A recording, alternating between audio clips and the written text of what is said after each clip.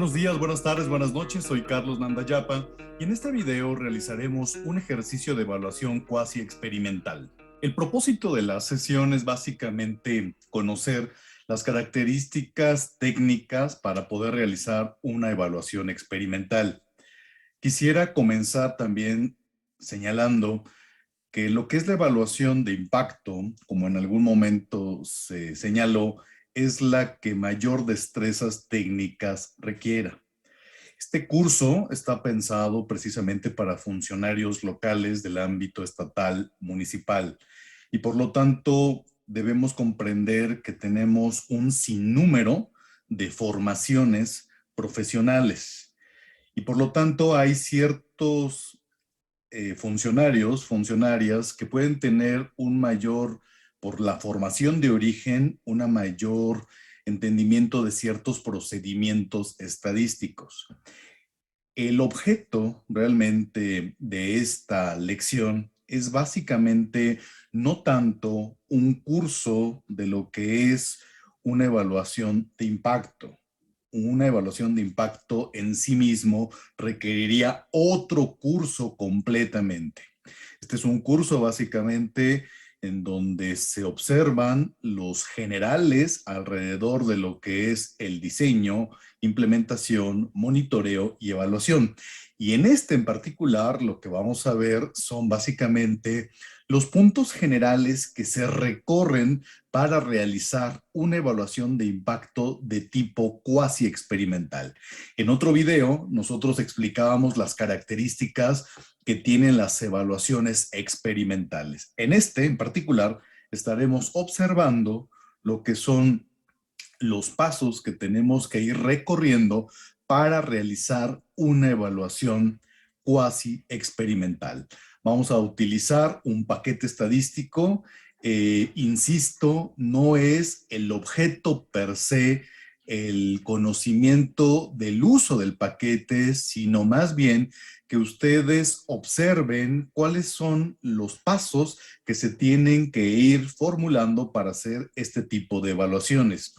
Normalmente también este tipo de evaluaciones como funcionarios públicos sabemos que son instancias técnicas ajenas precisamente al ente responsable de la intervención de política pública. Y por eso es importante que ustedes conozcan a grandes rasgos cuáles son estos pasos que implica una evaluación de impacto cuasi experimental, porque en algún punto ustedes pueden estar precisamente elaborando unos términos de referencia para precisamente contratar a una instancia especializada. El propósito, por lo tanto, es básicamente los fundamentos de la evaluación de impacto como herramienta para analizar intervenciones de política pública de corte social para el caso de México, pero particularmente en cuanto a lo que es esta modalidad cuasi experimental.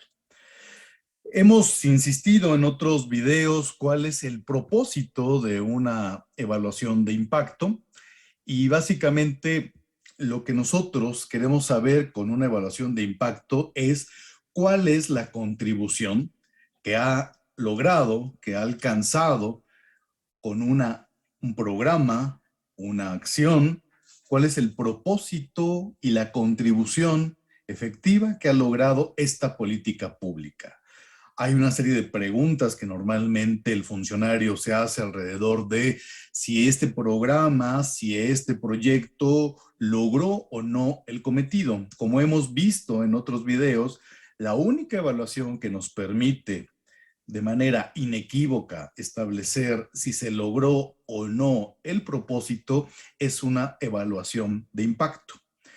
Entonces, este tipo de evaluaciones básicamente están orientadas a responder esa pregunta que ustedes ven. ¿Se logró el propósito? Y una tercera que también va normalmente de la mano, aunque a veces es un poco más complicada, es a qué costo se logró esa contribución. En el fondo, lo que nosotros estamos viendo es que al final una política pública es un medio y ese medio tiene como propósito alcanzar, contribuir a un fin. Este enfoque causal es finalmente sobre lo que se levanta la evaluación de impacto y lo que busca responder es si este medio que nosotros tenemos aquí a través de una política pública contribuyó o no al propósito. ¿Qué estimamos en una evaluación de impacto? Pues lo que vamos a estimar en una evaluación de impacto es el llamado efecto de tratamiento. Y el efecto de tratamiento, de una manera formal, está planteado aquí en la pantalla. Que básicamente lo que nos está diciendo es que el efecto de tratamiento lo vamos a denominar alfa, por ejemplo, y que nos está diciendo básicamente que esa alfa, ese efecto de tratamiento, no es otra cosa que una diferencia. ¿Esa diferencia qué es? Vamos a tener un indicador de resultado Y.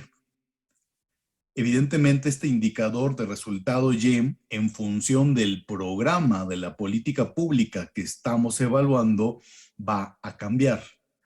Si ustedes observan, lo que estamos haciendo aquí es estimar el efecto de tratamiento como una diferencia de ese indicador Y, que es un indicador de resultado, en dos escenarios.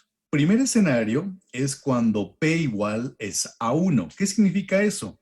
Que es mi estimador de resultado condicionado a que la población haya recibido la política pública.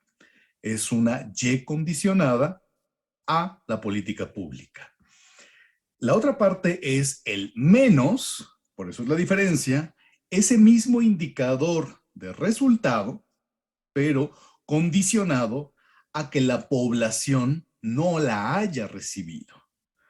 Si ustedes recuerdan en los videos anteriores, lo que nosotros tenemos básicamente son dos grupos, un grupo tratamiento y un grupo control. En consecuencia, lo que nosotros estamos viendo es precisamente el indicador Y, que es el indicador de resultado, condicionado con política, sin política. La diferencia es básicamente lo que se conoce como el efecto de tratamiento.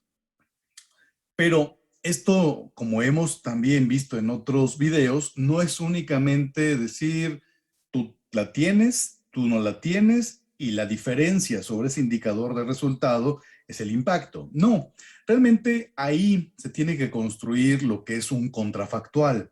Y el contrafactual, como hemos insistido, básicamente se construye con dos modalidades. Una que es experimental y otra que es cuasi experimental.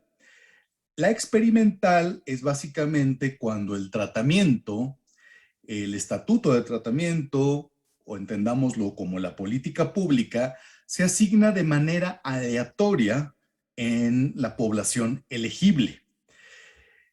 Cuando estamos, como en este caso, en una evaluación cuasi experimental, nosotros tenemos que construir un contrafactual.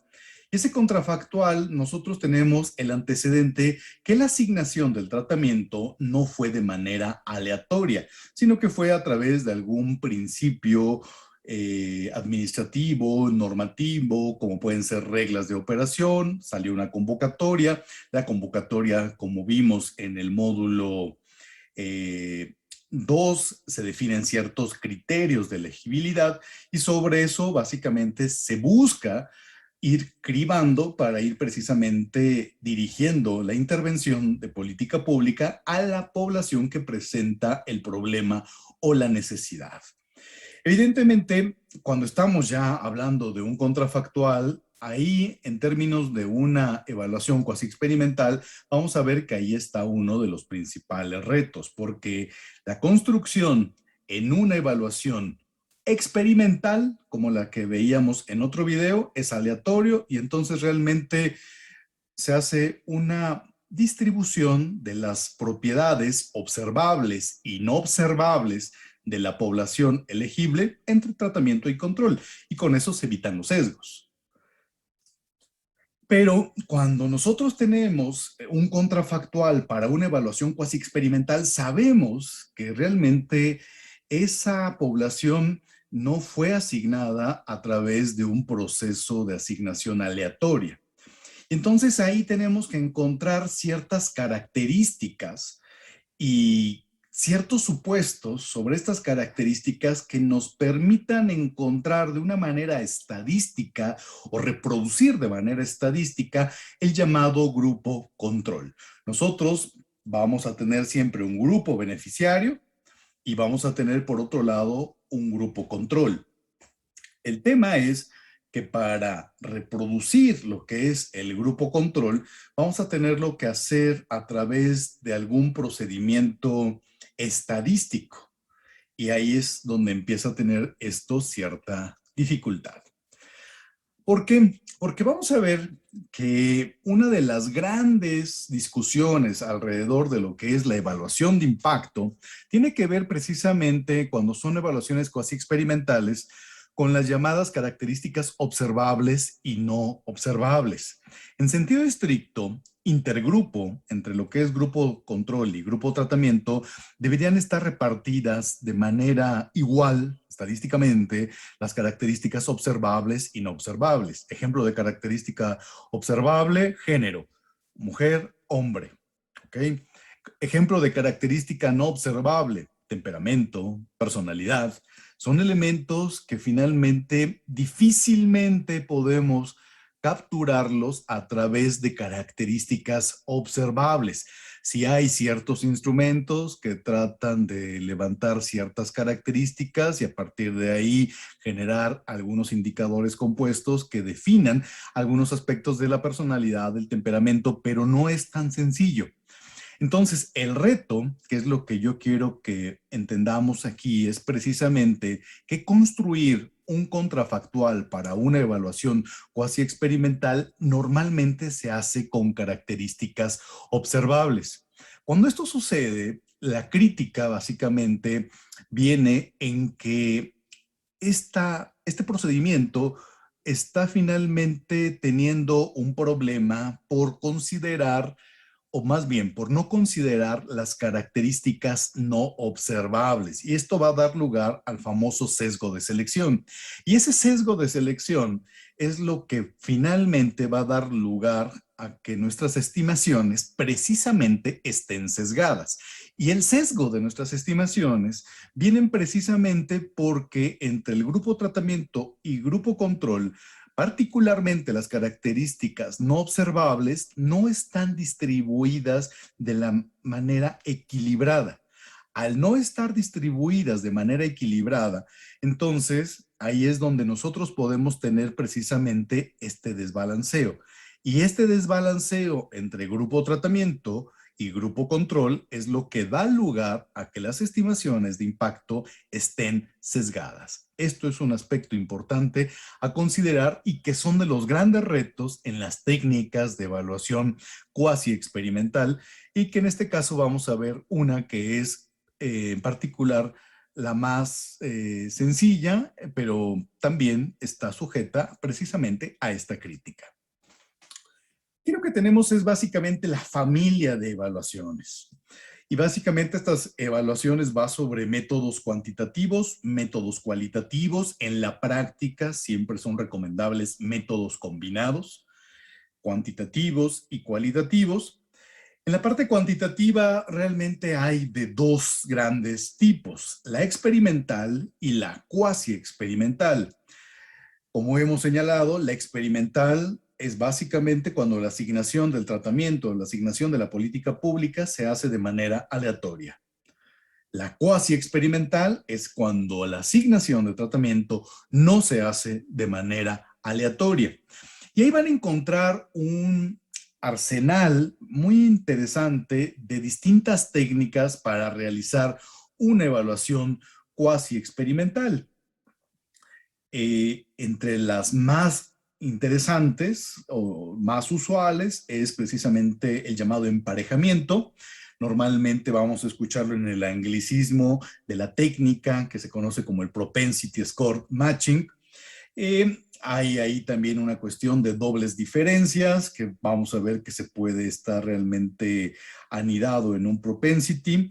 Una que es muy robusta, que son variables instrumentales. Otra que también es muy robusta, que es la regresión discontinua. Cada una de ellas tiene sus propias características y sus propios supuestos. Las más robustas dentro de la cuasi experimental es precisamente regresión discontinua y variables instrumentales. La menos robusta dentro de, si tuviéramos tres, que es propensity, lo que es regresión discontinua y variables instrumentales, la menos robusta es propensity score, pero es finalmente una de las técnicas más usuales y es la que vamos a ver en este caso. Valdría la pena nada más comentar de las otras dos, hay una que es muy interesante, que es precisamente la regresión discontinua. Y la regresión discontinua, ahí lo que se hace es básicamente definir un corte. Programas como a adultos mayores definen una edad a partir de la cual una población puede ser intervenida, puede ser beneficiaria. Si tenemos que el corte es de 65 años, entonces a partir de 65 y más, cumples el criterio para ser población beneficiaria. ¿Cuál es el grupo control ideal? Porque además, ahí es donde empiezan las discusiones, porque al ser una política universal, ahí también vienen ciertas discusiones en donde, bueno, si ya toda la población de 65 años y más es, hipotéticamente, consideremos esto para fines de la discusión teórica, es ya beneficiaria, ¿de dónde saco el grupo control? La práctica sabemos que siempre hay una población que por distintas razones no es intervenida y que podría fungir como grupo control. Población de 65 años y más que no tiene la pensión, pero hay otra forma interesante. La otra forma interesante sería básicamente, bueno, ¿qué diferencia habrá entre una persona adulta mayor que tiene 65 años y una persona que tiene 64 años y 11 meses? O 64 años y 6 meses. O 64 años. O 63 años. Si vemos, lo que estamos ahí observando es que el grupo control se puede construir precisamente a partir de una vecindad. Esta vecindad se construye a partir de un punto de quiebre, en este caso de los 65 años. Yo sé que de 65 años para arriba es por derecho población beneficiaria. Y si me fijo en la población que es menor de 65 años, pero la que es más cercana a este punto de quiebre, es muy legítimo pensar que comparten realmente características muy similares. Entonces, las evaluaciones con regresión discontinua precisamente aprovechan ese corte. Ese corte es finalmente con lo cual se construye el grupo control y el grupo control está finalmente observado en la vecindad cercana en este caso de edades. Ya no es 65, pero sí pueden ser 64, 63, 62 años. Evidentemente habrá pruebas para ver hasta dónde es legítimo hacer esta ampliación, pero finalmente de esa manera se tiene un grupo control y un grupo tratamiento. En este caso, lo que vamos a ver es una técnica que es precisamente la técnica del emparejamiento, que es la del Propensity Score Matching. Por ser la más ordinaria y la más usual en estas técnicas, no exenta precisamente a las críticas sobre las características no observables.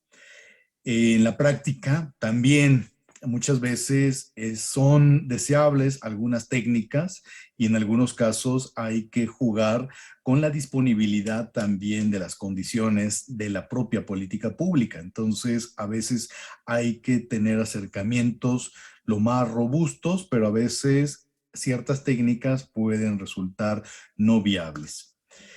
¿Qué es lo que hace precisamente esta técnica? Miren ustedes, lo que tenemos aquí es un ejemplo en donde tenemos unidades tratadas, unidades no tratadas. Y básicamente tenemos una serie de características observables o fácilmente observables como la edad, mujer, hombre, perdón, la edad en cuanto a años, el género, hombre, mujer, los meses que una persona está en desempleo, es fácilmente levantable esa información, si cuenta o no con secundaria terminada o no. Entonces, realmente lo que nosotros tenemos aquí es un conjunto de observaciones. La idea es que a partir de estas características observables entre grupo, encontremos una situación que las equipare. Y esta situación que las equipare es básicamente equipararlas con base a qué? Con base a estas características. Normalmente son características demográficas, características sociales, características económicas. ¿Ok? Si ustedes ven ahí, empezamos precisamente como a tratar de encontrar los clones. Aquí, por ejemplo, hay una persona en las unidades tratadas que es 19, es hombre, tiene 3 meses de desempleo, no tiene secundaria terminada. Esto en unidades tratadas. Si buscamos esto, lo que queremos encontrar es ahora en las unidades no tratadas a alguien que tenga esas mismas características y que la única diferencia es que una sea beneficiaria y la otra no sea beneficiaria. Si por lo tanto vamos al grupo de las unidades no tratadas, por aquí encontramos una persona que también tiene 19 años, es hombre, tiene 3 meses de desempleo y no tiene la secundaria concluida. En términos de estas características socioeconómicas, observamos que son iguales. La única diferencia es que una pertenece al grupo de las unidades tratadas, la otra al grupo de las unidades no tratadas. Y si así vamos con el otro ejemplo, de 41 años, es mujer, 17 meses de desempleo, sí tiene la secundaria terminada, encontramos también un clon en lo que son unidades no tratadas, 41 años, mujer, 17 meses de desempleo y con diploma de secundaria. Si esto lo vamos haciendo de manera reiterativa, pues lo que vamos encontrando finalmente es una manera de parear, de machear precisamente entre grupos con base a una serie de atributos. Y con base a esa serie de atributos vamos encontrando si hay algo equivalente en el grupo de los no tratados. Y así vamos encontrando este macheo. En la práctica, cuando nosotros vamos a estimar o vamos a hacer una evaluación de impacto, una parte fundamental es que este tipo de variables socioeconómicas, demográficas, estén debidamente incorporadas en los instrumentos de recolección de información. El instrumento de recolección de información finalmente me debe permitir levantar estos datos, de tal manera que yo tenga la disponibilidad de los datos y poder hacer este ejercicio de macheo. Entonces, esto es importante al momento en que estamos diseñando los instrumentos. Es importante considerar que si estamos frente a una evaluación cuasi experimental, vamos a necesitar una lista importante de variables con las cuales poder jugar para encontrar precisamente esta situación que estamos ahorita ilustrando con características observables en unidades tratadas y en unidades no tratadas. ¿Ok?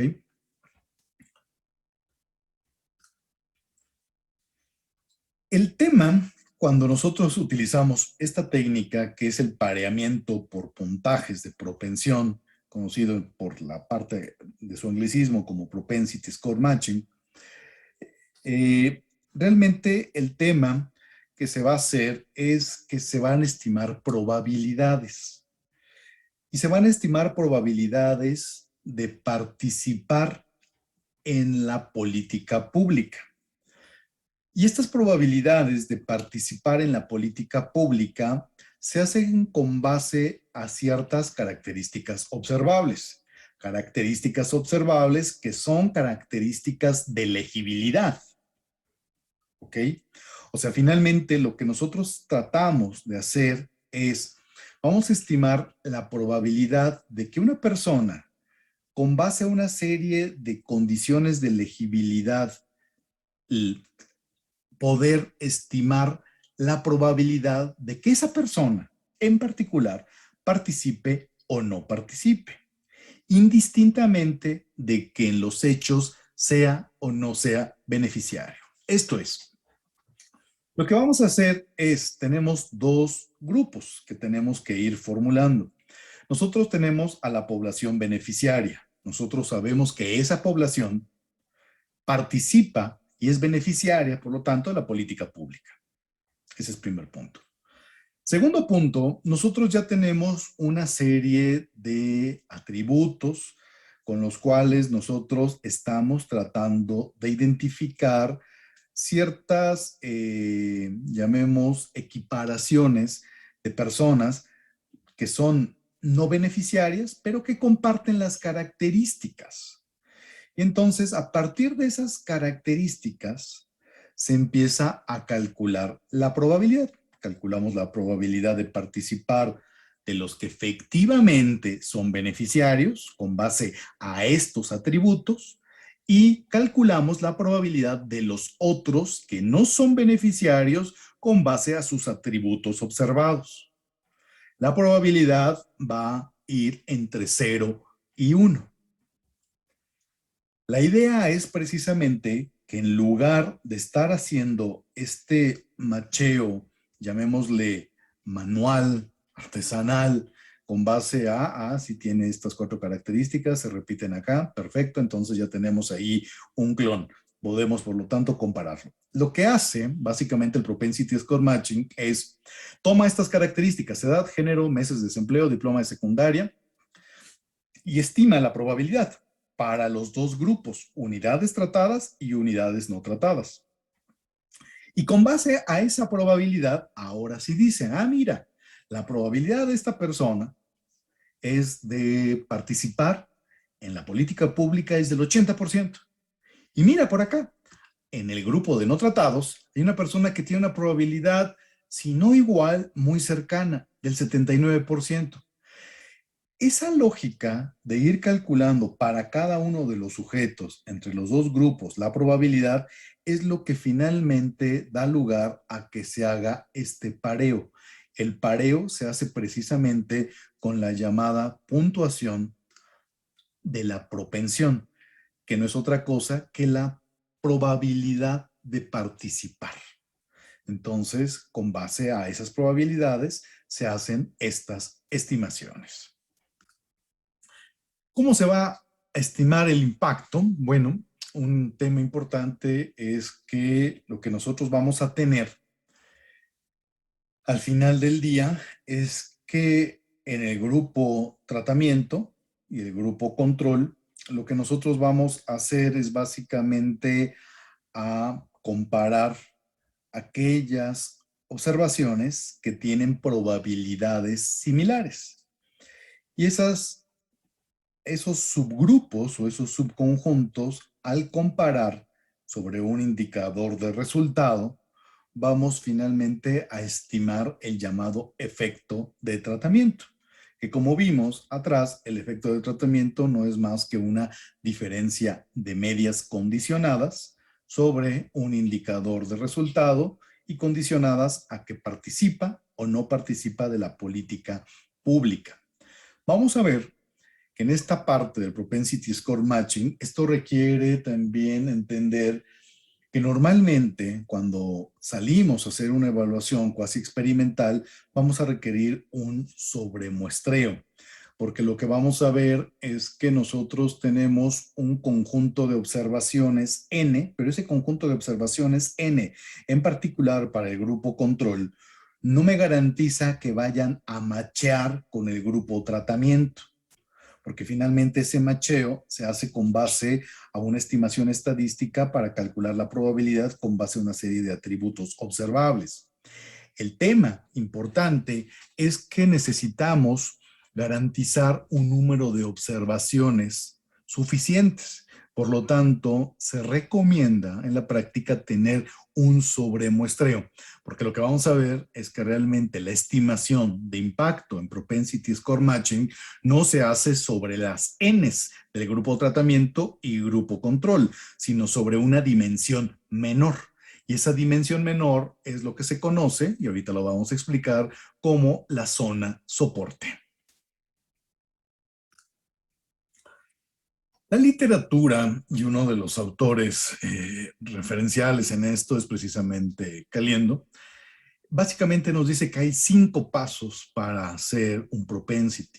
El primero es la estimación del modelo probabilístico, que es calcular las probabilidades de participar o no en la política pública con base a lo que hemos visto, características, atributos observables.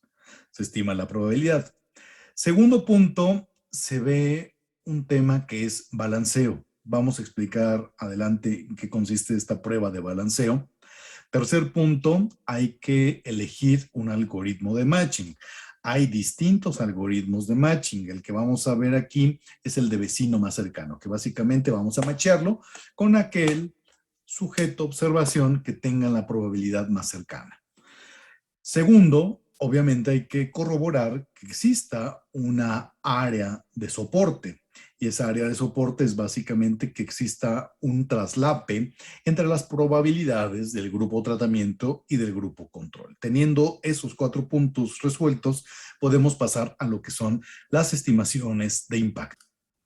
Vamos a pasar al paquete, pero básicamente me gustaría dar un flashazo de lo que vamos a hacer en el paquete. El primer paso, de acuerdo a Caliendo, es básicamente estimar el modelo probabilístico. Vamos a estimar un probit. Un probit es básicamente una estimación econométrica y con base a esa estimación econométrica vamos a realizar una estimación de las probabilidades. Básicamente en esta parte de lo que es la estimación de estos modelos probabilísticos, como es el modelo Probit, son modelos que se utilizan cuando las respuestas son, en este caso, binarias. Y básicamente lo que nosotros vamos a enfrentar es precisamente una respuesta binaria porque vamos a ver, 1 es población beneficiaria, recibe el tratamiento. 0 es población control, no recibe el tratamiento. Y la estimación de las probabilidades se hace con base a una serie de variables explicativas. En nuestro caso, estas variables explicativas van a ser algunas variables observables y que normalmente estas variables observables, como hemos señalado, son características sociales, características demográficas, características económicas, con las cuales se estima la puntuación a la propensión. El segundo paso es básicamente lo que es estimar lo que hace la técnica en particular es con base a las puntuaciones de la propensión se estratifica y se estratifica en un número de bloques. El número de bloques, vamos a ver que el algoritmo, ahorita que utilizamos el paquete, sale de manera automática y nos va a decir el número óptimo de bloques. ¿Qué es lo que está haciendo esto? Bueno, básicamente lo que nosotros tenemos es precisamente que tenemos nuestras probabilidades y que son las puntuaciones a la propensión entre grupo control y grupo tratamiento. Y lo que hace es precisamente estratificar.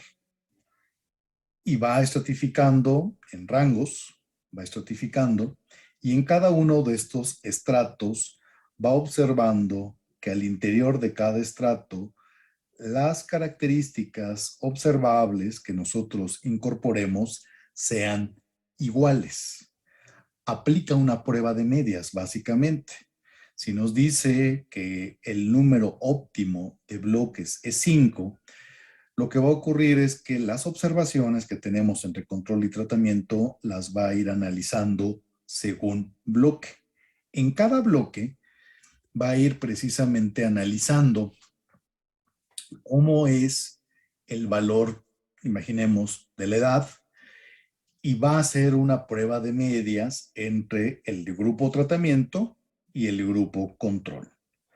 El objeto es básicamente garantizar que a lo largo de la distribución de las probabilidades observadas por cada uno de los estratos sean iguales.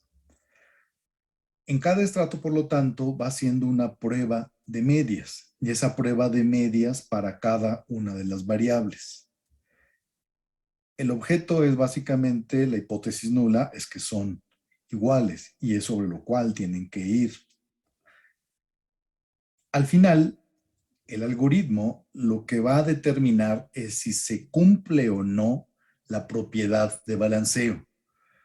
Si se cumple la propiedad de balanceo, lo que estábamos observando es que efectivamente sobre un grupo tratamiento y un grupo control, dada una distribución de las probabilidades y dada esta estratificación de estas probabilidades en segmentos, en estratos, al interior de cada estrato se observa que las variables son idénticas entre grupo control y grupo tratamiento. Este es el tema.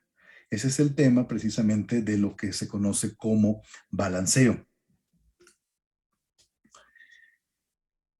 El siguiente punto es básicamente cómo vamos a machear, cómo vamos a parear estas observaciones estadísticamente.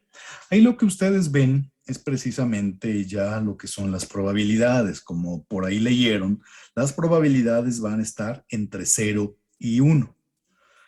Si ustedes ven aquí, yo tengo una columna que son unos ceros, 1 para grupo tratamiento, 0 para grupo control.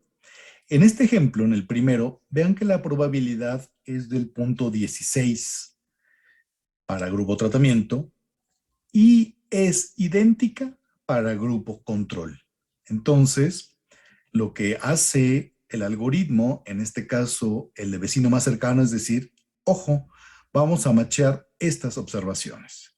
Luego tenemos otra, 0,1, que tienen probabilidades de 0,30, 0,30. Ahí también son vecinos. Hay otra, 1,0. Ahí tiene el grupo, la persona tratada tiene 0,3712. Grupo control tiene 0,3850. Por vecino más cercano, se machean. Y así sucesivamente, lo que va haciendo el algoritmo de Propensity Score Matching es que con base a esas probabilidades se va haciendo este macheo, que es similar a lo que veíamos que se hacía artesanalmente cuando se comparaba edad, meses de desempleo, género, si tenía secundaria o no, pero todas esas características observables se sintetizan en la probabilidad. Es la que ustedes están viendo aquí, y a partir de eso se van identificando el pareo con base a un algoritmo, en este caso, vecino más cercano. Otro punto es precisamente que exista una zona de soporte.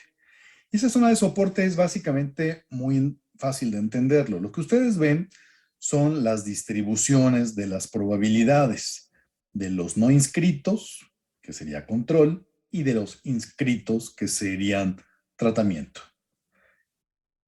Si ustedes ven en las abscisas, la puntuación de la propensión, que es la probabilidad, va de 0 a 1. ¿Qué es lo que entonces tenemos?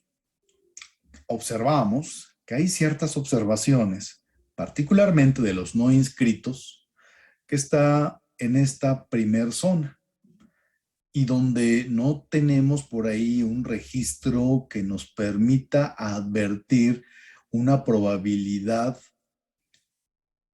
igual a lo que son los inscritos. Si vamos al otro extremo, cercano a la unidad, observamos que hay un conjunto de observaciones para los inscritos, pero que no guardan una comparación o una equiparación con los no inscritos. ¿Qué es lo que se hace? Pues lo que se hace básicamente es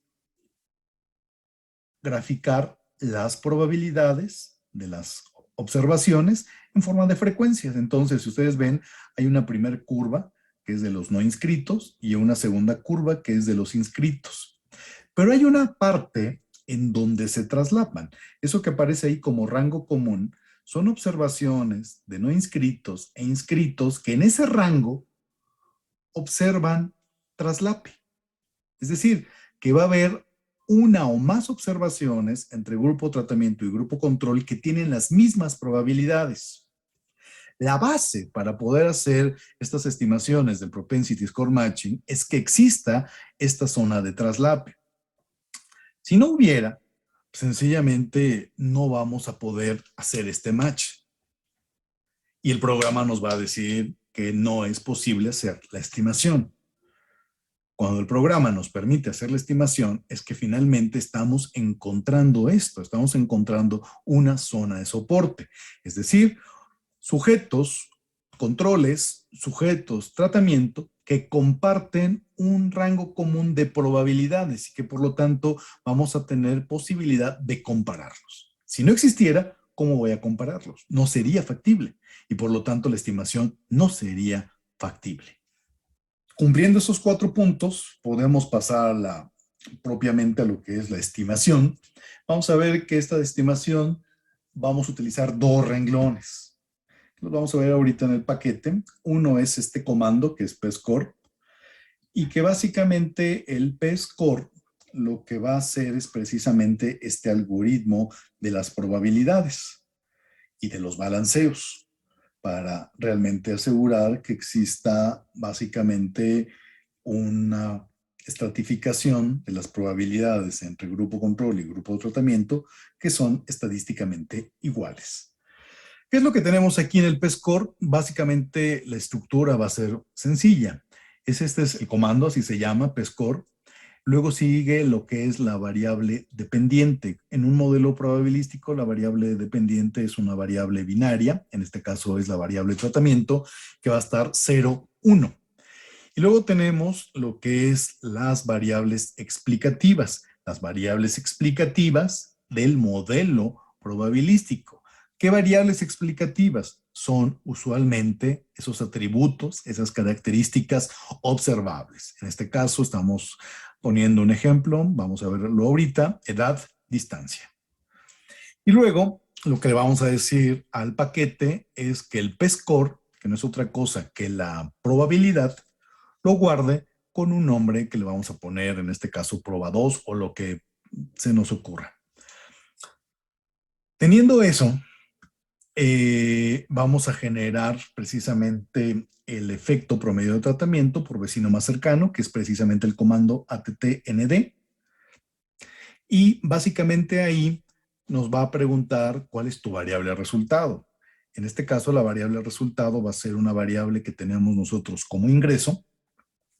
Y luego vamos a incorporar precisamente la variable binaria de tratamiento y va a matchar con base al nombre que guardamos la probabilidad en el modelo probabilístico. Y listo. Vamos a ver que esto es en general el procedimiento. Vamos a pasar al paquete. Antes nada más vamos a explicar cuál es el ejemplo. Estamos suponiendo que se implementó un programa de microfinanzas para mujeres campesinas en Nepal. La asignación del tratamiento, que fue financiamiento, fue por reglas de operación, es decir, no tenemos una asignación aleatoria, tenemos que hacer un ejercicio cuasi experimental. Y Banco Mundial está interesado en conocer cuál fue el efecto sobre el ingreso de las campesinas atribuible a este programa. Por lo tanto, la pregunta es, ¿cuál es el cambio en el ingreso por el efecto del programa? Queremos observar si hay un cambio en el ingreso de las mujeres beneficiarias versus las mujeres no beneficiarias. Lo que están viendo es el paquete Stata. El paquete Stata es un paquete de manera común. Hay 2 paquetes que se están utilizando normalmente en este tipo de ejercicios. Es Stata, R. Ahora también están utilizando otros como Python. Pero básicamente lo que vamos a ver aquí no es tanto el propósito de un curso sobre el manejo del paquete Stata, sino más bien que se entienda ciertos pasos generales para hacer una evaluación cuasi experimental. Evidentemente pueden surgir dudas. Insisto, estas dudas básicamente deben matizarse en cuanto a que no es el propósito, insisto, hacer un curso explícito sobre lo que son las estimaciones de impacto, sino básicamente un curso que señale los grandes considerandos que se involucran en una evaluación cuasi experimental. Vamos a cargar primero los datos. En cualquier caso, los datos van a estar también disponibles en la plataforma junto con la presentación y vamos a importarlos de un archivo Excel. Aquí va a estar el archivo Excel. Está aquí, va a ser ejemplo de evaluación de impacto. Me pregunta si en el primer renglón están los nombres de las variables, efectivamente. Y nosotros ya con esto cargamos la base de datos. ¿Ok? Vamos a escribir la base de datos con el comando D. Y lo que nosotros tenemos es básicamente una serie de características de la base de datos que podemos verla de una manera quizá más interesante de la siguiente manera. Podemos nosotros hacer una lista, ponemos list, y lo que tenemos son 32 observaciones. Hay un número consecutivo identificador, un IT. Hay una segunda columna que es el estatuto de tratamiento, 1 para población beneficiaria, 0 para población control. Una tercera columna que son las edades. Una cuarta columna que es la distancia en kilómetros al mercado. Y una última que es finalmente la de ingresos. Aquí ya estamos suponiendo que la política pública maduró. Recordemos que en algún punto señalábamos que para hacer una evaluación de impacto es pertinente tener un tiempo bajo el cual suponemos que la política pública ya maduró y por lo tanto es posible observar los resultados. Vamos a estimar, el primer paso va a ser estimar el modelo probabilístico. Antes de usar el algoritmo como tal, vamos a hacer la estimación de lo que es el modelo probabilístico. Básicamente vamos a utilizar este comando, que es aquí, el que estoy subrayando, es básicamente lo que nosotros tenemos. El comando es probit. Vamos a hacer un modelo binario. La primera es la variable explicativa, perdón, la variable dependiente, en este caso tratamiento, es una variable binaria. Y posteriormente lo que son las variables explicativas, en este caso edad, distancia. Damos Enter y empezamos precisamente a estimar el modelo probabilístico. En estadística, lo que uno observa normalmente en este tipo de modelos, además de que tenga cierta coherencia a los coeficientes, en particular en términos estadísticos, uno revisa esto, que los parámetros sean estadísticamente significativos. Se hace una prueba de hipótesis, la hipótesis nula es que la beta sea igual a 0, lo que se busca es rechazar la hipótesis nula, y normalmente lo que nos vamos a fijar es en estos valores P.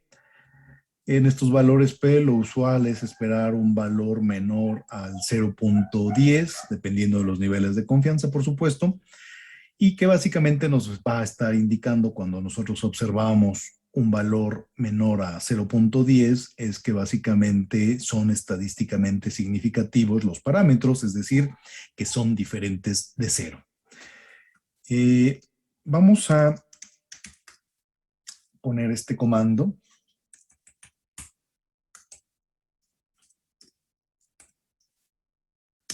predict.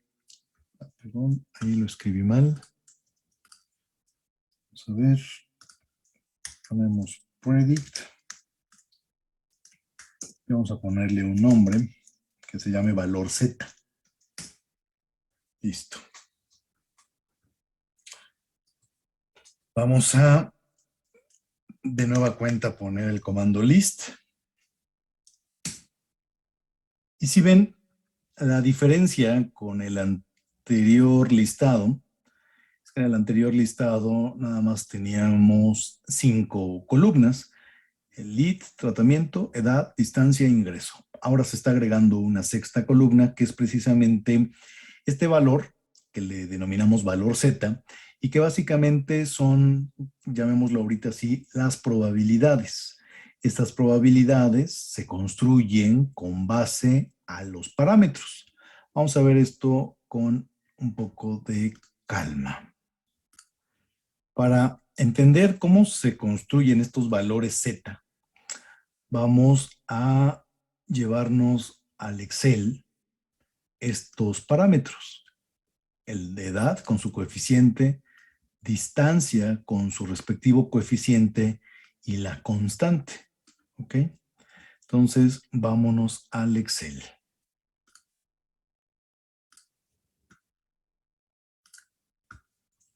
Lo que ustedes están viendo, deben estar viendo lo que es básicamente mi archivo Excel, que es la base de datos que ahorita nosotros importamos al paquete Stata.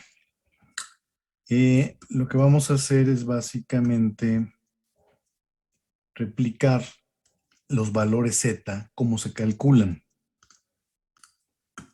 Si ustedes ven, lo único que hice fue traer del Stata esos valores para cada variable, su coeficiente, que me arrojó el modelo probabilístico. Me traje el coeficiente de edad, que es de 0.26, el coeficiente de distancia, que es de menos 0.30, y la constante, que es de menos 5.48. Vamos a traernos un ejemplo de estos. Vamos a traernos, por ejemplo, este IT6, el identificador 6. Vamos a traernos lo que es su edad y su distancia, 27 y 3. 27 y 3.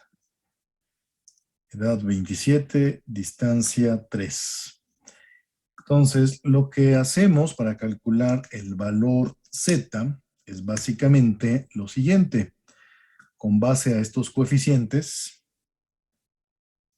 que son fijos, se multiplican, en este caso, por lo que es la edad, de 27, más el segundo coeficiente, que es el de distancia,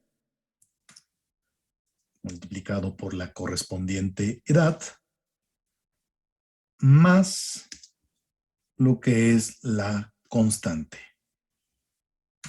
que también es fija. Ya con eso damos Enter y básicamente me da un valor de 0.72. Vamos a ver si efectivamente es el que está en Stata para, vamos a ver, identificador 6, es el número 6, 27.3. Vamos a ver en Stata si es este. Aquí ya estamos en Stata, ya le dimos, aquí tenemos ya nuestra lista y decíamos que es el 6. Entonces, si ustedes observan, lo que tenemos nosotros ya aquí es el valor Z. Este valor Z de 0.76 es precisamente el mismo valor que vimos en Excel. Básicamente lo que estamos haciendo es calcular estas probabilidades con base a los parámetros que aquí nos arrojó el modelo probabilístico y dados esos coeficientes, lo único que hacemos es básicamente calcular las probabilidades para cada una de estas filas. El procedimiento es exactamente el mismo que el que ustedes vieron en Excel. Entonces, con esto ya nosotros tenemos el punto 1, probabilidades. Ahora, vamos a ver qué significa esto. Fíjense, lo que tenemos es básicamente, con base a las betas del modelo probabilístico, lo que nosotros tenemos ya es básicamente estas estimaciones. Esas estimaciones es lo que nos permite estimar el valor Z. Y vamos a ver que este valor Z, en sentido estricto, lo que nosotros tenemos es una distribución normal. Y el valor Z básicamente nos va a decir en qué parte de esta distribución normal tenemos. Si ustedes ven esta imagen, lo que nosotros tenemos es precisamente una, dos, tres desviaciones a la derecha, una, dos, tres desviaciones a la izquierda. Y lo que nos está indicando sobre esta curva de distribución normal es en dónde estamos. Entonces, dadas esas características, nosotros estimamos un valor Z de 0.72. Nos falta hacer un pequeño paso, que es básicamente la acumulada. Si vemos la siguiente diapositiva, lo que nosotros hicimos fue básicamente este primer paso. Calculamos ese valor Z. Estamos 0.72 desviaciones respecto al 0, a la derecha. Y lo que nos falta es básicamente calcular el valor acumulado de la distribución. Cuando nosotros calculamos ese valor acumulado de la distribución, lo que nos está diciendo básicamente que es el 77%.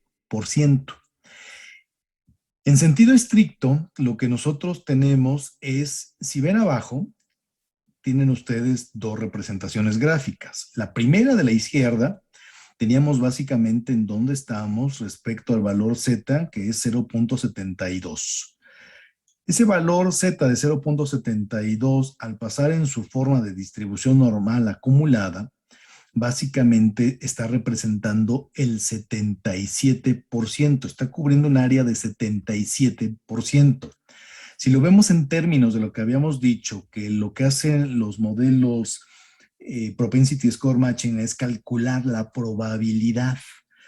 Esa probabilidad va de 0 a 1. Entonces, lo que nosotros estamos calculando con base a ese valor Z de 0.72 y posteriormente calcular la función acumulada, tenemos ya un valor de 0.77 o equivalente al 77%. ¿Cómo se hace esto? Vamos a ver en Excel de nueva cuenta que esto es bastante sencillo. Regresamos al Excel y vamos a estimar con base a este valor Z la acumulada que veíamos gráficamente y básicamente vamos a utilizar esta función. Nos pide el valor Z, que es el que estimamos, y efectivamente queremos la función de distribución acumulativa verdadero. Listo. ¿Ok? Entonces, básicamente tenemos ese 77% que veíamos en la anterior. Esto finalmente en Propensity Score Matching se va repitiendo una y otra vez para precisamente estimar las probabilidades. Vamos a ver ahora cómo se hace esto ya de una manera más rápida en el paquete. Ya que estamos de nueva cuenta en el paquete y ya entendimos que finalmente lo que vamos a hacer es una serie de estimaciones, vamos a utilizar precisamente el comando que ya para tal fin tiene Stata, pero estos comandos o estas librerías tenemos que cargarlas, no vienen por default. Entonces vamos a escribir search en el renglón y vamos a poner pscore. Debemos estar conectados en línea. Y efectivamente, ustedes están viendo que hay una serie de librerías. Hay diferentes. Vamos a utilizar ahorita esta, la ST00262. Uno le da clic, luego le da uno clic a instalar y listo. Instala. y ya no hay ningún problema. Cerramos esto y regresamos al Stata.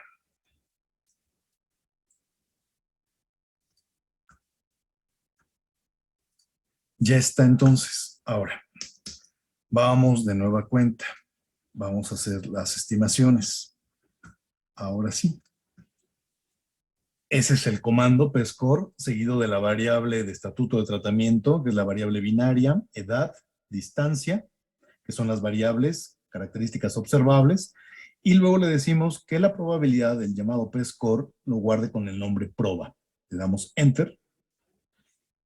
Vamos a ponerle una opción a esto que es DET, para que nos dé el algoritmo detallado. Y empieza. Fíjense, ¿qué es lo que tenemos aquí? Básicamente, lo que nosotros tenemos es ya la estimación de impacto. Bueno, todavía tenemos el modelo Probit. A ver, aquí está. Es el algoritmo del Propensity Score. ¿Ok? Nos dice cuántas observaciones tenemos por tratamiento control. Tenemos el mismo modelo que ya nosotros observamos atrás, algunas características estadísticas y primer paso, identificación del número óptimo de bloques. Lo que nos refiere aquí es un número óptimo de bloques de 5 bloques y en cada bloque nos dice cuántas observaciones de tratamiento control hay. Y luego básicamente empieza precisamente a hacer una prueba de medias de las puntuaciones de las puntuaciones de la propensión entre control y tratamiento en cada uno de los bloques, así como también va a tomar lo que son las variables observables.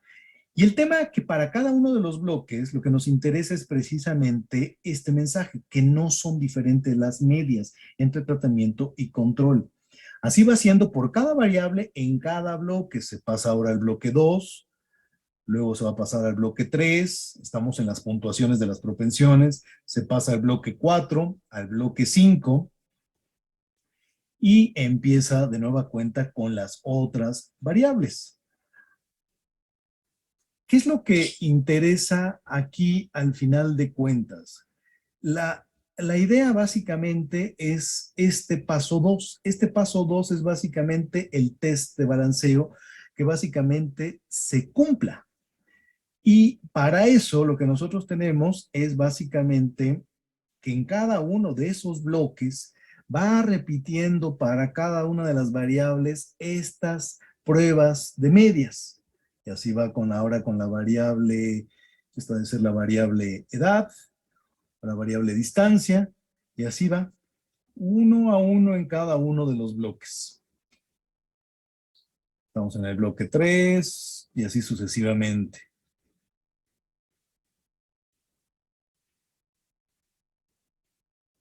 ¿Qué mensaje final nos interesa? Que la propiedad de balanceo está satisfecha. Cuando está satisfecha la propiedad de balanceo es precisamente entonces en cada uno de los estratos que definió el algoritmo, las variables son iguales estadísticamente entre grupo de tratamiento, grupo control. ¿Qué sigue? Ya que tenemos eso, ahora sí podemos hacer la estimación de impacto. El comando es attnd. Estamos utilizando el algoritmo de vecino más cercano. Tenemos que tener un indicador resultado. En este caso es ingreso. Un estatuto de tratamiento, que en este caso la variable es tratamiento. Y la probabilidad. Dejen ver si efectivamente le dijimos que se llamaba prueba. Sí, prueba. Ahí está. Y estimamos. Listo. Entonces, fue a través de vecino más cercano y lo que nosotros estamos observando con una prueba T propiamente arriba de 2 es estadísticamente significativa y nos está estimando precisamente el efecto promedio de tratamiento a través del algoritmo de vecino más cercano, que es, en este caso, nos da un valor de 2.925. Está en dólares, sería $2.925 es la diferencia entre el ingreso de las mujeres tratadas versus el ingreso de las mujeres no tratadas. Gráficamente podemos hacer una cosa como esta. Graphbox, metemos una gráfica de caja, la variable ingreso por tratamiento. Ok, lo que aquí pedimos fue un gráfico de cajas. Si ustedes ven, lo que nosotros tenemos precisamente es los ingresos del grupo control, grupo tratamiento. En el medio de la caja tenemos propiamente lo que son las medianas. Y básicamente nos ilustra precisamente esta diferencia de lo que es el ingreso de la mujer y tratada y el ingreso de la mujer control. Un punto importante que no hay que perder de vista es básicamente el tema de, déjenme aquí ver una cuestión, es el tema de las observaciones. Nosotros decíamos atrás, déjenme ver, ahí está, ok, ahí está, sí. Este tipo de técnicas requieren un sobremuestreo, porque miren, ¿qué es lo que tenemos? En principio, nosotros teníamos un conjunto de, en ponerlo aquí, list, teníamos 32 observaciones. Si ustedes ven, la técnica se quedó al final con 13 observaciones, 5 control, 8 tratamiento. Entonces, ¿qué es lo que ocurre? Pues lo que ocurre es básicamente una situación de un proceso de discriminación, porque básicamente con base a la zona de soporte es que esta técnica, como el Propensity Score Matching, hace las estimaciones.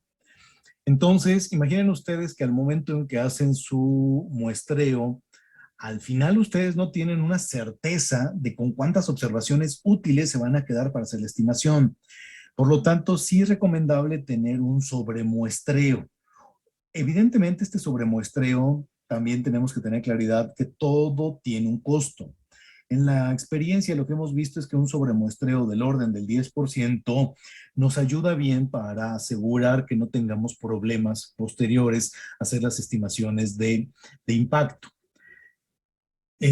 Básicamente lo que estamos viendo aquí es precisamente los considerandos generales de lo que es una estimación de impacto a través del Propensity Score Matching.